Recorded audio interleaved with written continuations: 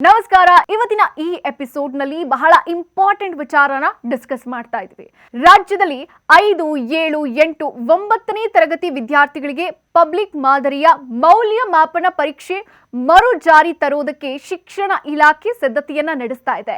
ಈ ಪರೀಕ್ಷೆಯನ್ನ ಬೋರ್ಡ್ ಪರೀಕ್ಷೆ ಅಂತ ಕರಿಬಾರದು, ಮೌಲ್ಯಮಾಪನ ಪರೀಕ್ಷೆ ಮಾದರಿಯಲ್ಲಿ ಪರೀಕ್ಷೆ ನಡೆಸೋಕೆ ಪ್ಲಾನ್ ಮಾಡ್ಕೊಂಡಿದೆ.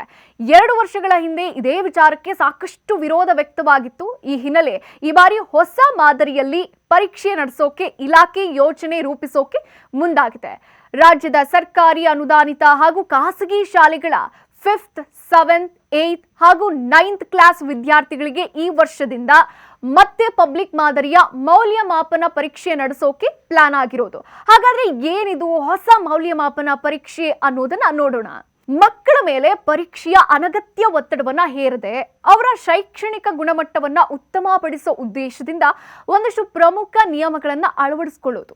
ರಾಜ್ಯದ ಎಲ್ಲ ಮಂಡಳಿಯ 5, 7, 8, 9ನೇ ತರಗತಿಯ ವಿದ್ಯಾರ್ಥಿಗಳಿಗೆ ಈ ಪರೀಕ್ಷೆ ಅನ್ವಯ ಆಗುತ್ತೆ.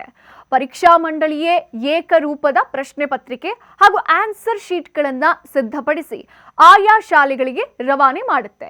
ಪರೀಕ್ಷೆಯ ನಂತರ ಉತ್ತರ ಪತ್ರಿಕೆಗಳನ್ನ ತಾಲೂಕು ಮಟ್ಟದಲ್ಲಿ ಇನ್ವಿಜಿಲೇಷನ್ ಮಾಡಿಸಿ ಬಳಿಕ ಫಲಿತಾಂಶದ ವಿವರಗಳನ್ನ ಆಯಾ ಶಾಲೆಗಳಿಗೆ ಕಳಿಸಿಕೊಡಲಾಗುತ್ತೆ. ಈ ಹಿಂದೆ ಬೋರ್ಡ್ ಮಾದರಿಯ ವಾರ್ಷಿಕ ಪರೀಕ್ಷೆ ಎಂಬ ಹೆಸರಿನಲ್ಲಿ ಪರೀಕ್ಷೆ ನಡೆಸೋಕೆ ಇಲಾಖೆ ಮುಂದಾಗಿತ್ತು. ಆಗ ಪೋಷಕರು, ಖಾಸಗಿ ಶಾಲೆಗಳು, ಶಿಕ್ಷಣ ತಜ್ಞರಿಂದ ವ್ಯಾಪಕ ವಿರೋಧ ವ್ಯಕ್ತವಾಗಿತ್ತು. ಬಳಿಕ ಕೋರ್ಟ್ ಮೊರೆ ಕೂಡ ಹೋಗಲಾಗಿತ್ತು. ಆದ್ರೆ ಈ ಬಾರಿ ಅದೇ ಪರೀಕ್ಷೆಯನ್ನ ಮೌಲ್ಯಮಾಪನ ಪರೀಕ್ಷೆ ಎಂಬ ಮಾದರಿಯಲ್ಲಿ ಫೇಲ್ ಮಾಡದೆ ಮಕ್ಕಳ ಶೈಕ್ಷಣಿಕ ಗುಣಮಟ್ಟ ಹಾಗೂ ಕಲಿಕಾ ಸುಧಾರಣಾ ಕ್ರಮಗಳನ್ನ ರೂಪಿಸೋ ಉದ್ದೇಶದಿಂದ ಶಿಕ್ಷಣ ಇಲಾಖೆ ಈ ಪ್ಲಾನ್ ಮಾಡೋಕೆ ಮುಂದಾಗಿದೆ. ಈ ವಿಷಯ ಕೇಳಿ ನಿಮಗೇನು ಅನಿಸ್ತು ಕಮೆಂಟ್ ಮಾಡಿ. ಇದಾಗಿತ್ತು ಈ ಹೊತ್ತಿನ ವಿಶೇಷ. ನೋಡ್ತಾ ಇರಿ ನ್ಯೂಸ್ ಫಸ್ಟ್, ನಿರ್ಭೀತಿಯಿಂದ ನಿಮ್ಮ ಪರವಾಗಿ.